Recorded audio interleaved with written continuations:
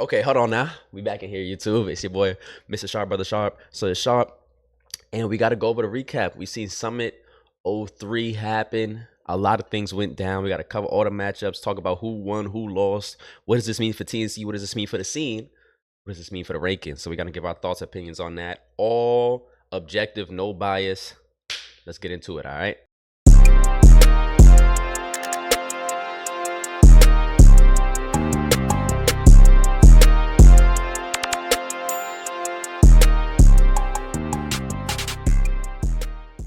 All right, first matchup we got here. We got Jazz and Sierra, right? It's a great game. Sierra is a former WNBA pro, got drafted, I forgot to what team. And Jazz is one of the female 1v1 players. She was 11-0 up to this point. Great bump overall. It's a great scene. We're going to go into the Instagram and just check out a couple clips from this game, see what they were doing here. Oh, God.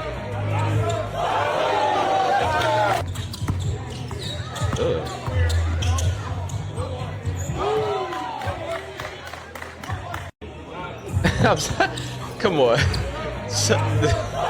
seen enough Sierra versus Pat. Come on, bro. Is this? I'm going backwards. I'm tripping. Let's go here. Oh. Yeah, that was nasty. I saw that live. That was nasty. We're gonna, like I said, we're gonna go through the clips, then we're gonna give our thoughts afterward.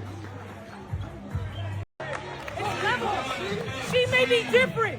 Her different, my different ain't the same fucking different. For my mama.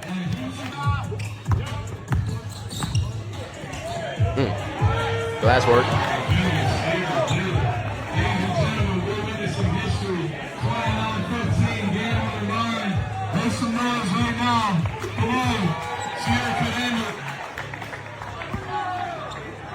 Here we go. I think this was for game.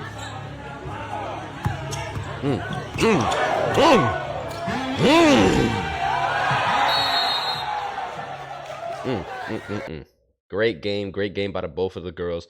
I will say in this game, Sierra kind of showed that yes, there are levels to this. She's a pro. She's seasoned. She already knows what she's doing. Granted, Jazz also had her. She's a pro in this scene in her own right? In the women's division, 11-0 up until this point. Obviously, Sierra won 30-15, but I think Jazz was off. She was taking a lot of jab threes. They weren't hitting, and she wasn't really urging her movements. I seen before in the game, it was a lot of slow tween step backs into up fakes to try and step through. But once Sierra kind of got a read on how she was playing, what she was doing, what her move was, what she wanted to get to, she was locking that down. She was locking that down. So great game by both of the girls. I want to see more. I think there was also word that I don't recall the person's name. They were talking about it in the commentary, but somebody that plays, I think, for LSU in college was like, yo, I got the winner of this game. So we're going to see another pay-per-view from some pro talent, for some really good women talent in the 1v1 scene. So we can't wait for that. All right. But on to the next game. We got Jay Horn versus Mo. Let's do it.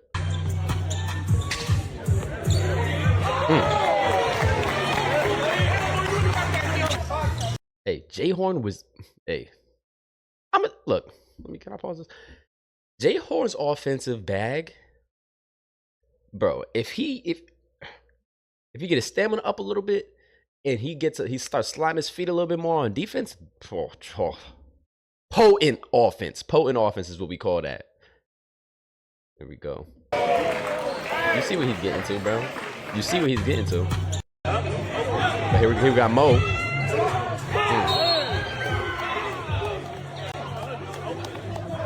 I got one more from this now.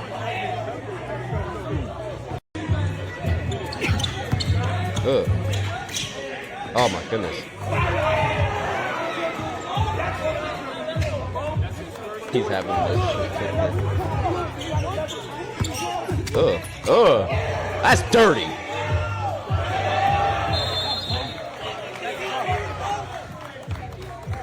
That's dirty. That's dirty. So look, oh, I think I got some more. Hold on, let's go. Oh, he's talking to Fondy. Yeah, how you know the nigga that saying he wants you yesterday? Okay. two for you. Then when you get to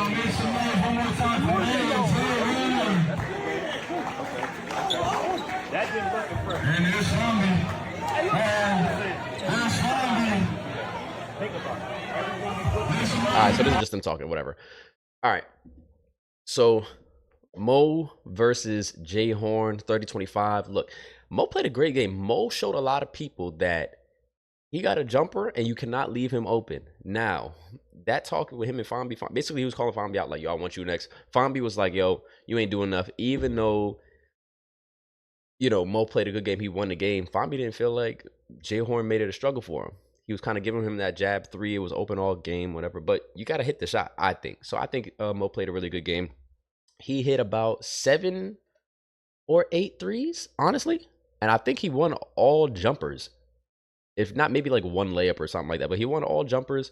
He got up big. Jay Horn actually came back. Made it really interesting. I think made it 23-23 or 23-25. And then Mo was like, hold on now. Came back, got the dub, buckled down. He was able to bite down. So that was a good win by Mo. I'm looking forward to seeing more from him. He also said that I guess there was somebody that won another game. We're gonna react to that, so I'm not gonna spoil too much on that. But somebody won another game. He was over while he was playing that game. He over here looking at Mo's face, calling him out essentially. So he said he gonna kill him, and then he gonna come over and kill Fambi. So look, Fambi ain't sweet. So know what you're asking for, Mo. But I got confidence in both of those guys. That should be a great game. Hopefully to see it soon. Moving on. Oh, man, Kel versus freaking L. Ellis. Lord Jesus. Let's get into that.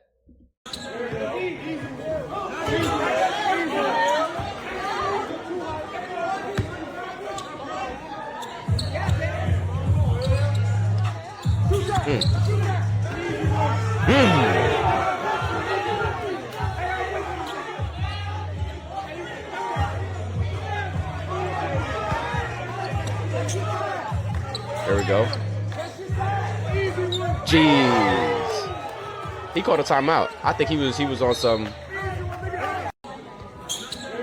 Personally, I think that's a bad timeout. You got to keep on going. But I think he was on some like mental tactics. He wanted Kel to think about that. Don't let Kel think about that. Don't do that. Kel's a vet. If you give him time to think, he gonna figure it out. And I think that's what happened. Wait, what the heck? Oh, L's having his way. Dang, he looked like the exact same shot.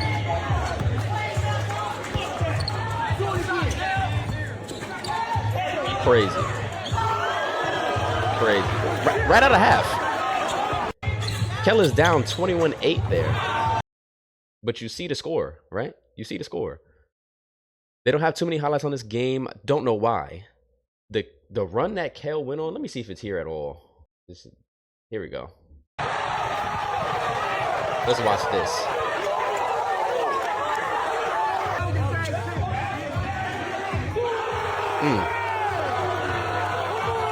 He was down 23-25, by the way.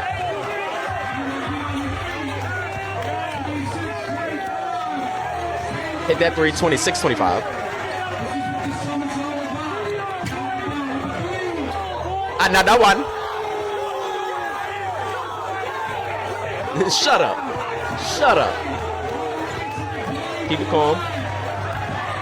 This is crazy.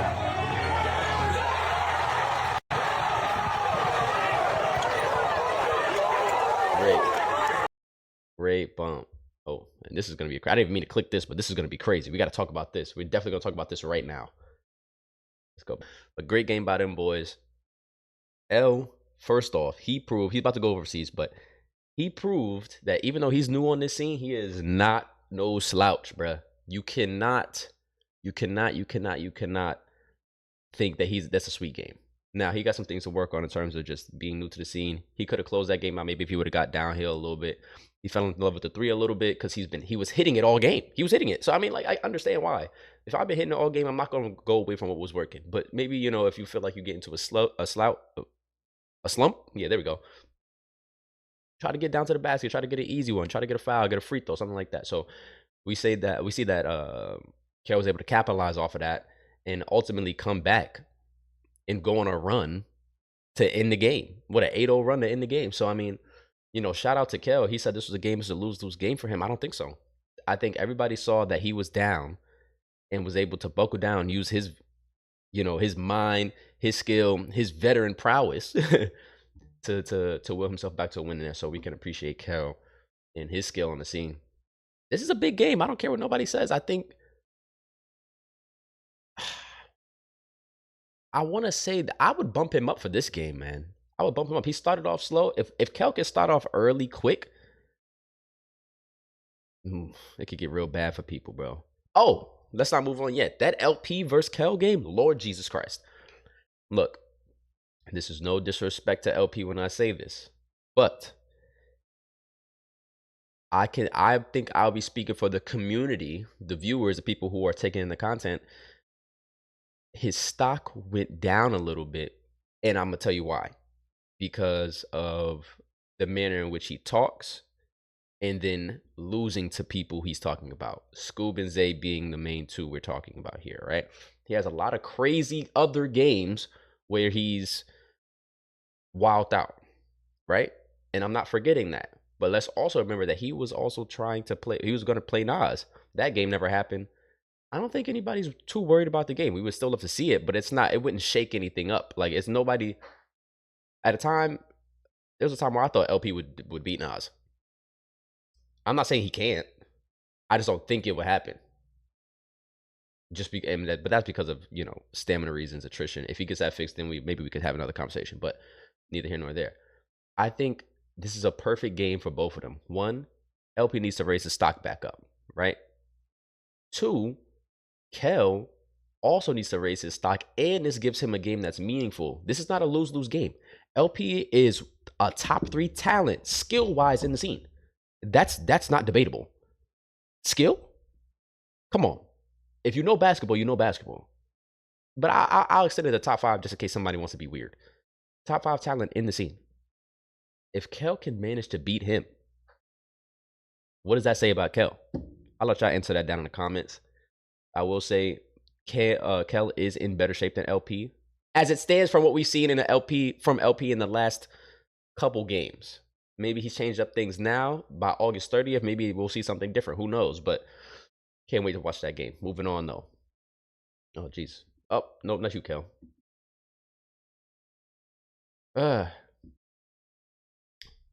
Boog versus G5.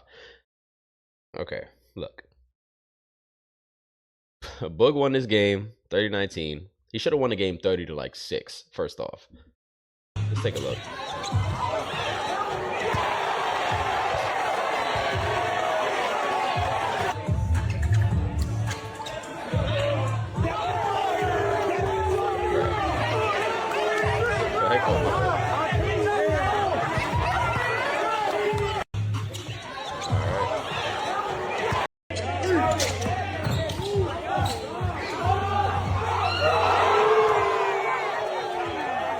Mr. Switch the crowd.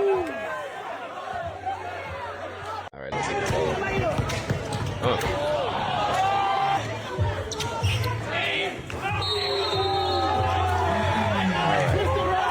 I'm gonna keep this short and sweet, right? Great game by both boys. Well, I lied. Boog and G5 played this game because they had some beef. We're not gonna get into that. If y'all want to figure out that, y'all can go ahead and do your own research. I'm not gonna spend too much time on that. But they had real life static. Like they was want to fight, right? So what's better to do than end it on the court? I'm not gonna lie, and this is not a disrespect. I promise you it's not. But this is probably one of the worst games I've ever watched. Not because either of these guys are bad, not because they're not skilled, but the lack of shots that were being made during this game was egregious. Like, this game went on for so long and it was so many missed shots. And it was due to one, I think G5 is not a shooter, and Boog was giving him that jab 3, and G5 was taking it, but he was missing it. And now Boog is a shooter, but I feel like even though those were shots that he practiced, those behind the back, escape, runaways, he could have got so many more easy ones instead of shooting from 40 or a fadeaway every time. And it just made the game drag on very, very long. It was a watch. It was a watch. But no. That doesn't take anything away from these guys. Sometimes you have a bad game. Sometimes you have a bad day. So if I said that every time I went out on the court, I shot lights out and I wasn't bricking sometimes, you just couldn't buy a bucket. Like, it'd be like that. It'll look like what it looked like yesterday if both guys is off and can't buy a bucket. It's gonna look like that. So, but no, still shout out to them. Shout out to Bug. He got his get back, got it back in blood, got it back on the court. Can't wait to see his next matchup. Hopefully for his next matchup, he starts taking more easy ones. You know what I mean? He has a lot of knockout power, but you feel me? Let's make the game as simple as possible, because then it'll open up his other stuff that he really wants to get to if he does that. But moving on. Low key, this is my game. This is my game of the night. Low key, like super low key. And Cam beats C4 30-20. This is gonna have to be a longer video, not just about Cam, but about what this does for the scene. I'm not gonna lie, a lot of people had C4 winning. I know I didn't post my predictions. It was toss up. I think I didn't have Cam winning in a landslide. I thought it would be like 30-29. 10 points isn't a bad loss, but it isn't a good loss in this. You know what I mean? And C4 is no slouch. Now, C4 doesn't have a lot of games on the scene. Does that take away from his ability to get to the basket, whatever the case may be a tough opponent? No. C4 is really a tough opponent. But let's think back. We think about how he beat Zay, in the fashion he beat him. Not Zay. Tay, in the fashion that he beat him. That Tay game wasn't a fluke, but Tay also played horrible that game. He'll tell you that himself. Like, he didn't play his best. He didn't play that good, right? So people saw that and was like, whoa. And that's all credit to C4. Like, he did what he was supposed to do there. But you come in here with Cam, I say C4 is stronger than Cam. C4 is even probably just a little bit more explosive than Cam. Cam is faster than him, but Cam was getting to his spots. I think they said he was 11 of 23. In a 1v1 game?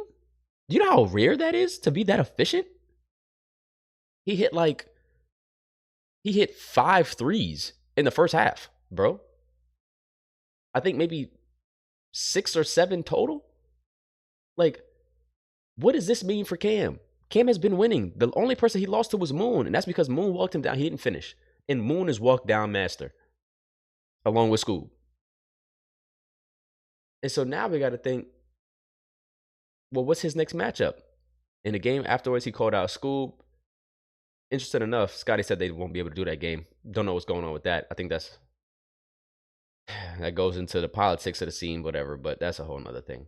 It's annoying. But I would love to see that Scoob game. It's been 3 years since they played, and they're both way better. Both way better.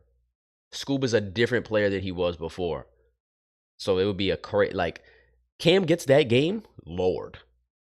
But also, the other person he called out was Keon. Keon just played Scoob, lost to Scoob, but he's saying Keon running. And I'm not going to lie, the way it looks right now, Keon better keep running away from Cam, because I don't know if that's going to go his way. C4 is a way better defender than Keon. And 30-20 was the final. Keon's offensively potent as well. So let's not act like he can't run him off. Keon can win that game. I just would have Cam, personally. But moving on again. And, I'm over here tripping. Let's do this.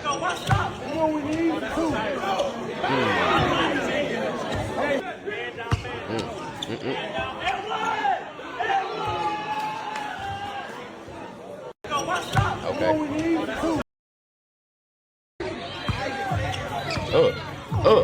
Good Lord.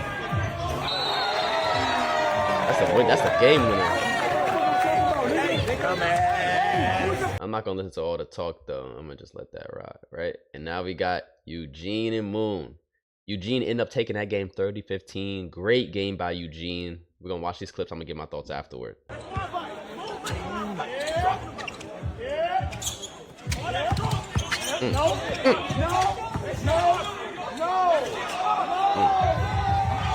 Great defense.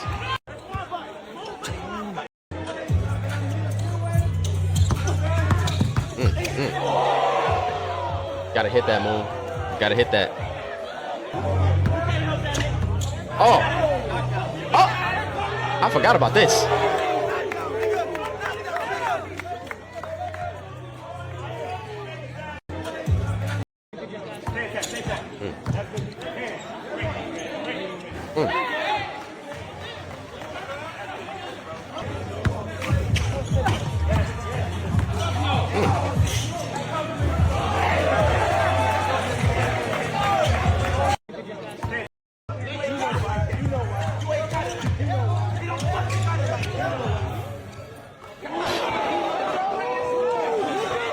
Who over here talking in the back?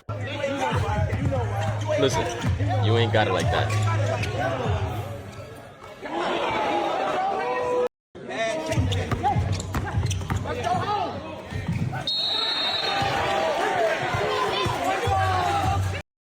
Eugene German, man. So look, this is Eugene's second game on the scene. First game he played Scoob, 16-7. He won that game. This is his first game to 30 on the TNC, 30-15. Technically, he played and beat both walk down masters. Technically the same thing. If you double the 16-7 game is what, 32-14 is. That's around the same thing, right? Give or take a 3 or 2 or whatever. A lot of people were saying, oh, Eugene was tired, or he was giving Moon those threes. Moon was just missing. If you actually watched the game and actually paid attention and you weren't being ignorant, Eugene had 8 blocks on the game. 8. Off of layups, off of block shots, off of everything. They say he was tired because he had his hands on his hips. First off, and I'm not defending either or because I have a favorite in this joint. I had Eugene winning this game because and nothing else except for that he was bigger than Moon, and I felt like he could wear down on Moon late. The strength would wear down on Moon. Like he could probably get to something really basic, really easy if he needed to. And that's not even what happened. That's not even how he won. But Moon wasn't hitting. He was blocking a lot some of his pull-up threes. But if you missed like 5, I'm gonna step back. Cause now you have to get to the basket to kind of get going. Until you prove to me that I gotta step back up again, I'm gonna step back. Right? And then they were saying, oh, he was just getting this, getting that. Moon was like there was a good defensive match. It wasn't like, oh, potent offense. Like, no, Moon was playing good defense. Eugene was playing good defense, and Eugene willed himself to the 30-15 result. What happened was that Moon was playing his right, sending him to the right. Eugene liked to pull up. Winger would pull up on the left hand because it's comfortable shot pocket. Boom. He was taking that away from him. So Eugene had to figure out a way to end up getting Moon to shift his hips, shift his feet, so that he can get back to that left hand dribble pull up. And he eventually figured it out how to do that. And it willed him to the win, along with some layups, getting downhill, whatnot. I'm not going to say that this game like fully portrayed the levels talk in the 1v1 space between the YouTube guys and the pros. But one thing I will say is people were saying like he made 2 of the top 5 players in the space look regular. Now the Scoob game, Scoob didn't have time to prepare. That's what argument that I'm hearing. Well, neither did Eugene. Eugene was preparing for Nas. You know, and then he got it switched up. Beat him 16-7. Okay. He had ample time to prepare for Moon. And his preparation, what he did to get that advantage in the game, kind of showed through the result. He also called out Lamar, so I think we see a Lamar game before we see a Nas game.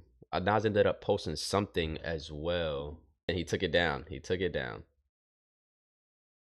Basically, it was a post of Eugene, and it was like, oh, this is my last time trying to get this game. Like, no way y'all watch that game. Y'all thought levels or something like that. Something along the lines of that, right? So, I think we still get that game. But Eugene really doesn't mess with Nas. He doesn't mess with him. So, he's not really worried. He's about to go back overseas for 10 months. He's about to do that.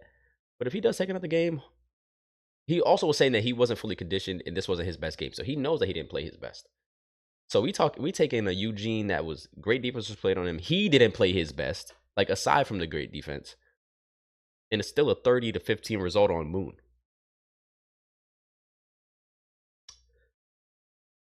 We just gonna have to see it. At this point, betting on against Nas is just something that you don't do if you smart. But betting on Eugene or betting against Eugene from the 2 games, people might say this sounds stupid, but like, he hasn't given me a reason to feel like I shouldn't. I don't know. I don't know. Y'all tell me in the comments what y'all think about that game, who would win that game, which I got going money line. So this was a great event by Next Chapter. Great event. Was it their strongest summit? I still think Summit 01 takes the cake for the best summit. This was probably second place. And then Summit 02 would probably be third place. Great games. Except for that Book G5 game. That game was crazy, bro. I don't know what was going on. But yeah. I hope to see big things from all these players coming up soon. I can't wait for Summit 04. Oh, another thing I want to talk about, kind of really going back to Cam really quick. Cam called out some people in his face-off against C4. He called out Zay, I think. Did he call out Zay? He called out Zay. He called out School, Keon, and maybe he didn't call out Zay. I can't remember. No, Nesco. Nesco. He didn't call out Zay. He called out Nesco. And the last person he called out was Rob. He said Rob been on some bull. So to bring him over, come on. Let's run it. So that's North Carolina versus North Carolina. Let's see what happens. Hey, Cam on a run right now. Rob coming off a DA win. That'll be a great game. Great game for the space. Great game to shake things up, man. So we gonna see, man. We gonna see. But look, it's been another one. Great day today. Great information. Great games. Been your boy, Brother Sharp, Mr. Sharp, Sir Sop. Remember to like, comment, subscribe, turn on post. Why do I always stutter on that last part? Turn on post notifications on, and we'll catch y'all in the next video, brothers. I'm out of here.